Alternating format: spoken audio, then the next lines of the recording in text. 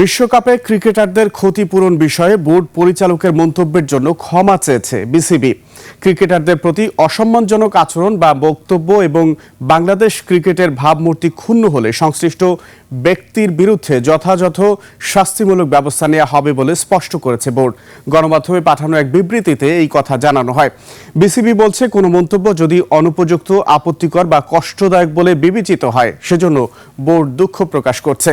এমন বক্তব্য বিসিবির মূল্যবোধ, নীতি কিংবা আনুষ্ঠানিক অবস্থানকে প্রতিফলিত করে না।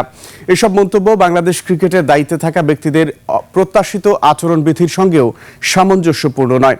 বিবৃতিতে আরও বলা হয়, নির্ধারিত মুখপাত্র কিংবা মিডিয়া ও কমিউনিকেশনস বিভাগের মাধ্যমে আনুষ্ঠানিকভাবে প্রকাশিত বক্তব্য ছাড়া কোনো পরিচালক বা বোর্ড সদস্যের মন্তব্যের দায় বিসিবি নেয় না, তা ব্যক্তিগত মতামত হিসেবে বিবেচিত হবে। একই সঙ্গে বিসিবি অতীত ও বর্তমান সব ক্রিকেটারের প্রতি পূর্ণ সমর্থন ও সম্মান পুনর্ব্যক্ত করেছে।